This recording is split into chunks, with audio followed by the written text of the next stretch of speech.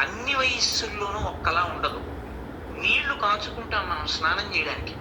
ఇప్పుడంటే gas stove మీద కాస్తున్నారు. మా చిన్నతనంలో పొయ్యిలో కాచేవారు, బాయిలర్లో కాచేవారు. నీరు కాచేటప్పుడు ఉండే శ్రద్ధ, పాలు కాచేటప్పుడు ఉండే శ్రద్ధ వేరుగా ఉంటుంది. నీళ్లు కాచేటప్పుడు పొయ్యి మీద నీళ్లు పెట్టి మీరు ఇంకొక పని ఏదైనా కాసేపు పేపర్ చదివి వచ్చి చూడొచ్చు.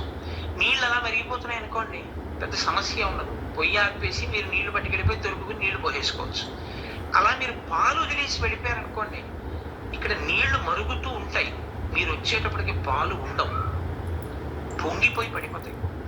పాల ఎమోషన్ వేరు, నీటి ఎమోషన్ వేరు.